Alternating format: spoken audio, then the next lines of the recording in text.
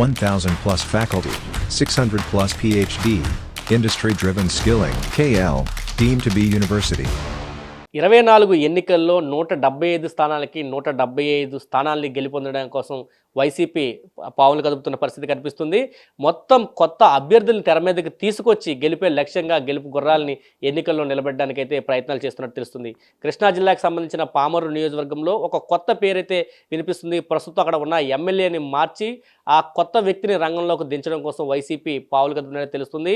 గత 2 రోజులు బట్టి సోషల్ మీడియాలో ఆ వ్యక్తి పేరైతే మారుమోగుతున్న పరిస్థితి. ప్రస్తుతం ఆయన ఏయూలోని ప్రొఫెసర్గా పనిచేస్తున్నారు. రాజకీయ రంగ ప్రవేశం చేస్తున్నట్లయితే వార్తలు వినిపిస్తున్న నేపథ్యంలో మనతో పాటు గోవాడ వీర్రాజు ఉన్నారు. ఆయనతో మాట్లాడుతాం. సార్, గత 2 రోజులు బట్టి వైసీపీలో మీరు పామర్ నియోజకవర్గం నుంచి ఎమ్మెల్యేగా పోటీ చేస్తున్నారు. టికెట్ మీకు కన్ఫర్మ్ అయింది అంటూ కూడా వార్తలు వస్తున్నాయి. మీ నోటీస్కి ఏమైనా వచ్చిందా? మీరు వైసీపీ నుంచి పోటీ చేయడం కన్ఫర్మ్? నా నోటీస్కి కూడా వచ్చింది. సోషల్ మీడియాలో విపరీతంగా నిన్నటి నుంచి వైరల్ అవుతుంది. అలాగే నాకైతే ఫోన్లకి ఖాళీ లేదు. నిన్నటి నుంచి కొన్ని వందల ఫోన్లు వచ్చినాయి. మీడియా మిత్రుల దగ్గర నుంచి కానీ, అలాగే నా శ్రేయోభిలాషుల దగ్గర నుంచి కానీ, అలాగే లోకల్గా ఉన్న వైసీపీ నాయకులు లేదా మిగిలిన ఇతర పార్టీల యాక్టివ్గా ఉండే లీడర్స్ అందరూ విపరీతంగా ఫోన్లు చేసి మీరు రావాలి, ఖచ్చితంగా మేము మీ వెంట ఉంటామని చెప్తా ఉన్నారు. అలాగే నా వ్యక్తిగతంగా మిత్రులైతే మేమంతా మీ వెనక ఉంటాము, మీకు సపోర్ట్ చేస్తాము, ఈవెన్ ఆర్థికంగా కూడా మేము చూసుకుంటాము, మీరు ముందుకెళ్ళండి అని చెప్తున్నారు. అయితే నాకు కూడా సంతోషాన్ని కలిగించింది. అవుతుంది నిన్నటి నుంచి సోషల్ మీడియాలో అయితే బాగా విస్తృతంగా ప్రచారం అవుతుంది. అంటే మీరు వైసీపీ నాయకులు, లోకల్లో ఉన్న లీడర్స్ కూడా మీకు సంప్రదింపులు చేశారు, ఫోన్లు చేస్తున్నారని చెప్తున్నారు. వైసీపీ అధిష్టానం నుంచి ఏమైనా అటువంటి సంప్రదింపులు ఏమైనా వచ్చాయా? అది మిమ్మల్ని అభ్యర్థిగా ప్రకటిస్తున్నాం లేదా అభ్యర్థిగా అనుకుంటున్నామని అటువంటి ఏమైనా సంప్రదింపులు జరిగాయి? అయితే రాజకీయ కారణాలతో నేను సామాజిక ఉద్యమకారుడిగా గత చాలా సంవత్సరాల నుంచి సామాజిక ఉద్యమకారుడిగా ఉన్నాను రాష్ట్రంలో. నన్ను అన్ని రాజకీయ పార్టీల దగ్గర నుంచి నాకు సంప్రదింపులు, ఆహ్వానం వచ్చింది. ఇది ఇప్పుడు వైసీపీ అభ్యర్థిగా ప్రచారం అవుతుంది. తొందరలోనే దానికి ఒక ముగింపుని మనం చూడవచ్చు. అదే అంటే ప్రస్తుతం అంటే రాజకీయాల్లో ఫుల్ పిజ్గా దిగుతున్నారు అని అనుకోవచ్చు. ఈ సందర్భంగా అంటే వార్తలు వచ్చిన నేపథ్యంలో ఫుల్ పిజ్గా దిగుతున్నారు అనుకోవచ్చు, లేకపోతే మీ ఉద్యోగ బాధ్యతనే నిర్వహిస్తారు?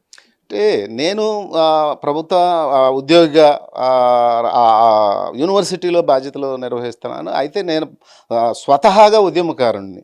నేను సమాజం బాగుండాలి, మనుషులందరూ సంతోషంగా ఉండాలి, సమానత్వం ఉన్న సమాజం కావాలి అని నమ్మే వ్యక్తిత్వం ఉన్నవాడిని. నేను ఉద్యోగం బాధ్యత చేస్తూ కూడా 100% నా రిసోర్సెస్ కానీ అన్నీ సమాజం కోసమే ఖర్చు పెట్టాను. నా 35 ఏళ్ళు సర్వీస్లో నేను అన్ని సామాజిక ఉద్యమాల్లో ఉన్నాను. చివరికి నేను అంబేద్కర్ని అర్థం చేసుకున్న తర్వాత రాజకీయాలే సమాజానికి ఏమైనా చేయగలుగుతాయి, రాజకీయాల్లో ఉంటే సమాజాన్ని మార్చగలను, సమాజానికి జీవితంలో ఎంతో కొంత చేయగలం అని విశ్వసించిన వాడిని. రాజకీయాల్లోకి రావాలనేది నా నిశ్చితాభిప్రాయం.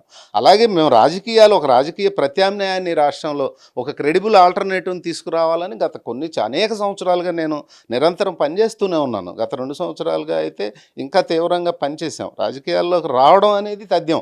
నేను ఇప్పుడు వస్తానా, లేకపోతే ఇప్పుడు రాజకీయ పార్టీల నిర్ణయాలు ఎలా ఉంటాయి, ఇప్పుడు వస్తానా లేదా తర్వాత వస్తానా అనేది కానీ అది ఎలా ఉన్న టైము, రాజకీయాల్లో రావడం మాత్రం తథ్యం. అంటే ఏయూలో మీ పొజిషన్ ఏంటి ప్రస్తుతం? అంటే ఓన్లీ ప్రొఫెసరా, లేకపోతే హెచ్ఓడిగా ఒక డిపార్ట్మెంట్కి ఉన్నామని చెప్తున్నారు, ఒక్కటైనా ఇతర పోస్టులే ఉన్నాయి?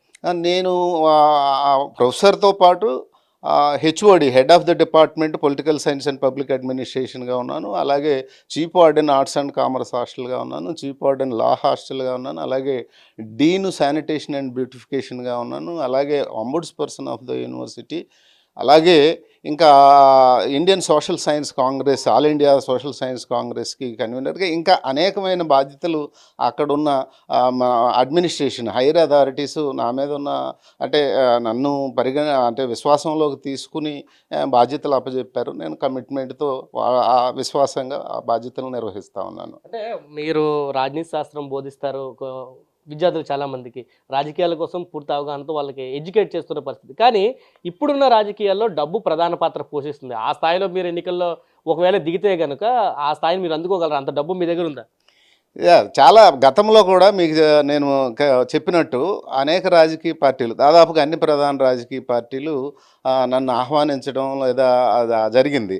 అయితే నేను ఒకటే చెప్పా క్లియర్‌గా. నా దగ్గర ఇప్పుడున్న మీరు చెప్పినట్టు రాజకీయాల్లో అంటే ఒక్కొక్క నియోజకవర్గానికి 20,00,00,000 25,00,00,000 ఖర్చు పెట్టే అంత డబ్బు నేను సంపాదించలా. నేను సంపాదించుకున్నదల్లా సామాజిక ఉద్యమకారుడిగా సమాజం అంతా ఈ రాష్ట్రంలో నాకొక అంటే నా సంపద అంతా నా క్రెడిబిలిటీయే. అంటే నా విశ్వసనీయత. నాకు మరి నిన్నటి నుంచి నేనే ఆశ్చర్యపోయాను.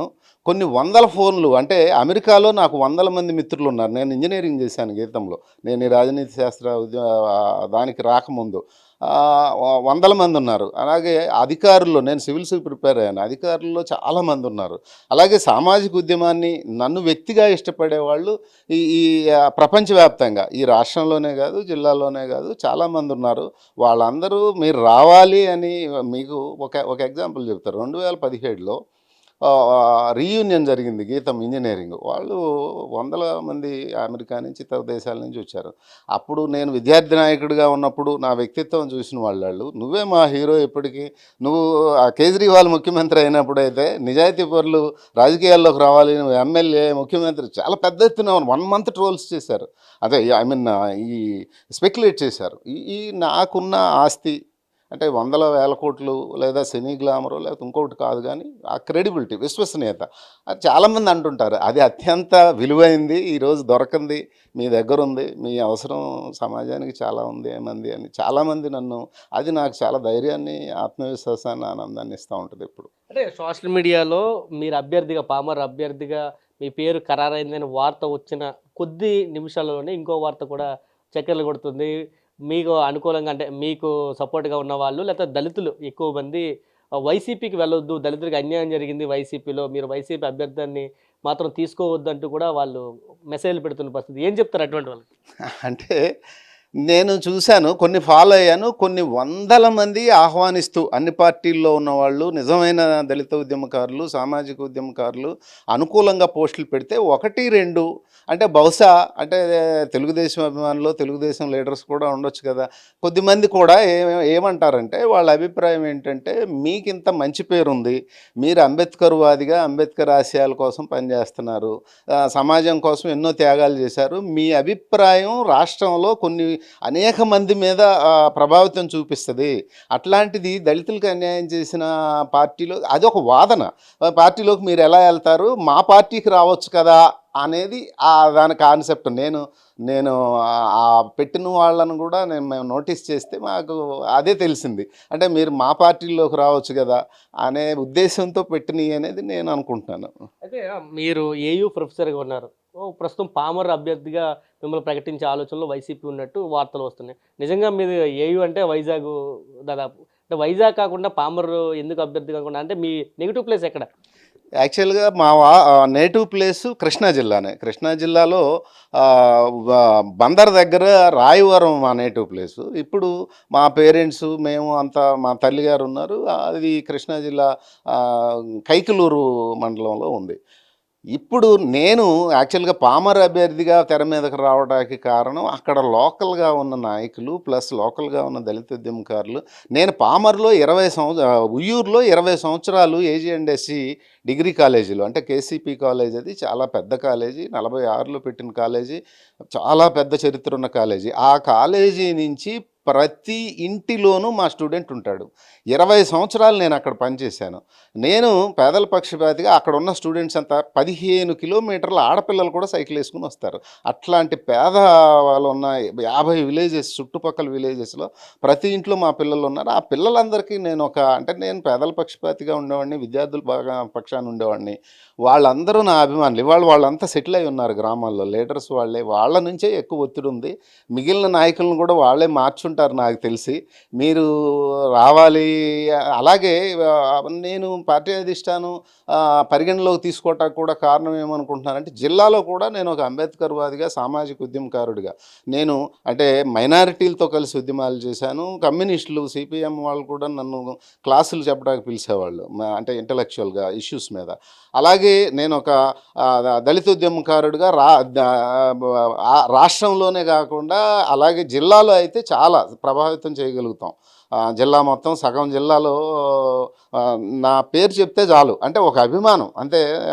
రాష్ట్ర వ్యాప్తంగా కూడా దాని ప్రభావం ఉంటుంది. ఒక క్రెడిబిలిటీ ఉన్న వ్యక్తులు తెచ్చుకుంటే, అది పామర్ అయితే ఎందుకనంటే పామర్లో ఉన్న అన్ని వర్గాలకి నేనంటే 20 సంవత్సరాలు అక్కడ పనిచేశాను. జస్ట్ 2 సంవత్సరాల క్రితమే నేను వైజాగ్లో ప్రొఫెసర్గా జాయిన్ అయ్యాను.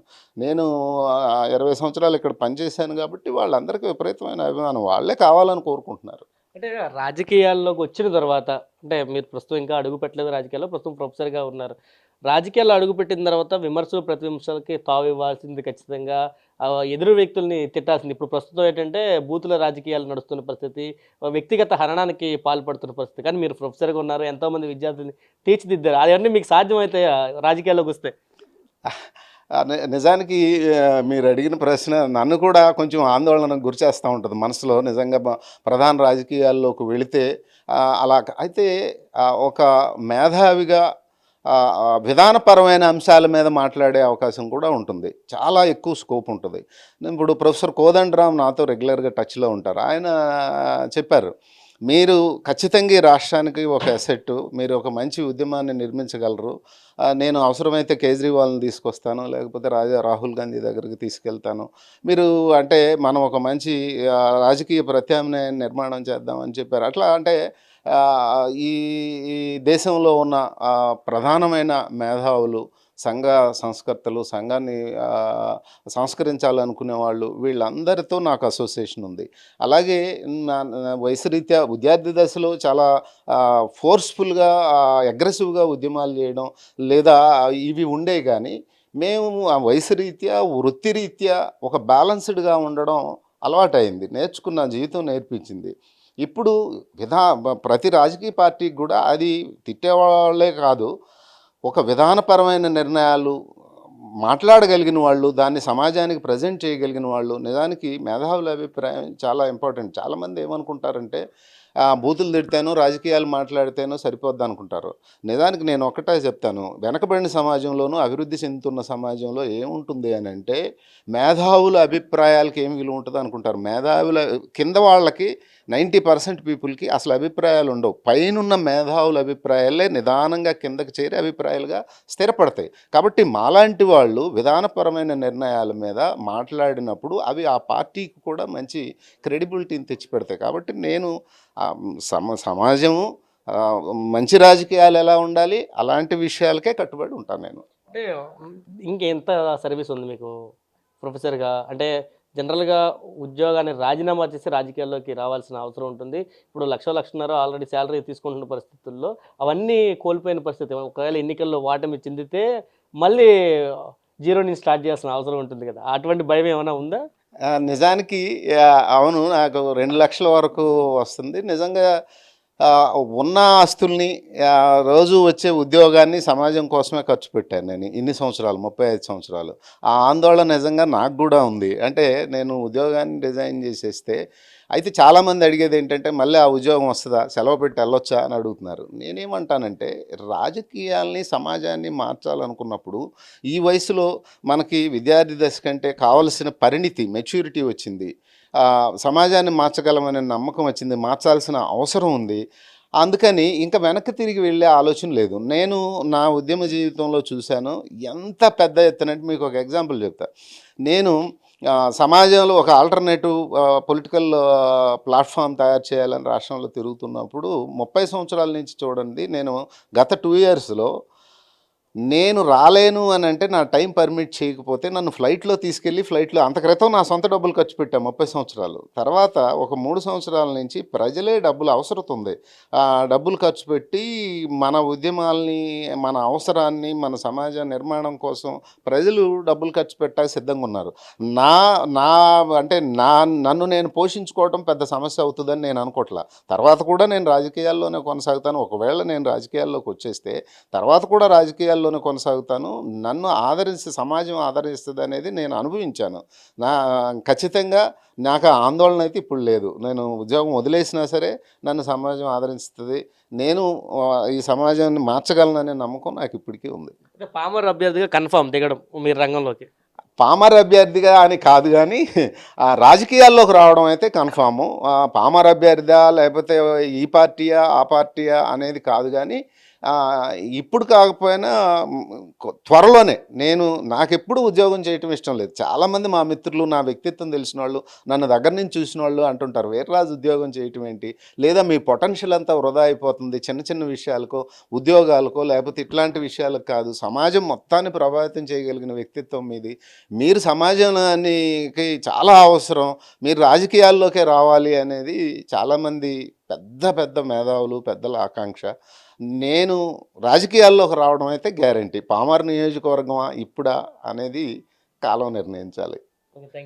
ఇది చెప్తున్నారు. పూర్తిగా తాను రాజకీయాల్లోకి రావడం అయితే కన్ఫామ్ అని చెప్తున్నారు. ప్రస్తుతం ఉద్యోగాలు ఉన్నారు కాబట్టి పూర్తి కన్ఫర్మేషన్ వచ్చిన తర్వాత ఆయన రాజకీయ రంగ ప్రవేశం చేస్తారు. అది ఇప్పుడా తర్వాత అనేది త్వరలోనే కాలమే సమాధానం చెప్తుందని చెప్తున్న పరిస్థితి. తనకున్న అనుభవం కానీ లేదా తనకున్న పరిచయాలు కానీ ఖచ్చితంగా రాజకీయాల్లోకి రావాలన్న ఆలోచన అయితే తనకుంది. ఇది ఇప్పటి నుంచి కాదు ఎప్పటి నుంచో ఉంది. దాన్ని ఆచరణలో పెట్టడానికి ముందుకెళ్తామంటూ వీర్రాజు చెప్తున్నారు. కెమెరా పర్సన్ నానితో కలిసి సురేంద్ర, RTV విజయవాడ నుంచి. మరిన్ని వీడియోస్ కోసం ఛానల్ ని సబ్స్క్రైబ్ చేయండి. లేటెస్ట్ అప్డేట్స్ కోసం వాట్సాప్ ఛానల్ ని ఫాలో చేయండి. అండ్ లింక్ డిస్క్రిప్షన్ లో ఉంది.